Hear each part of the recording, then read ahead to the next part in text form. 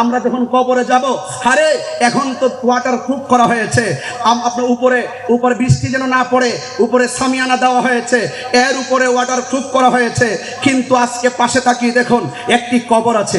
ধরুন না আপনার বাবার কবর, ধরুন না আপনার মায়ের কবর, এই কবরের উপরে আষাঢ় মাসের বৃষ্টি পড়ছে, ওই কবরের ছিদ্র দিয়ে কবরের ভিতরে পানি ঢুকতেছে, কোমর পর্যন্ত পানি হয়ে গেল, গলা পর্যন্ত পানি হয়ে গেল। আপনার বাবার হাড্ডিগুলো কবরে ভাসতেছে, আপনার নানার হাড্ডিগুলো কবরে ভাসতেছে।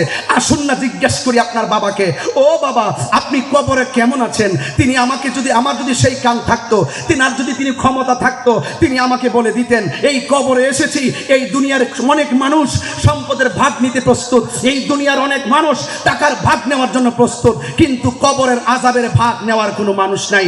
এই কবরের ভিতরে বাবা আপন হবে না, মা আপন হবে না, এই কবরের ভিতরে একমাত্র আপন হলো রাহমাতুল লিল আলামিন।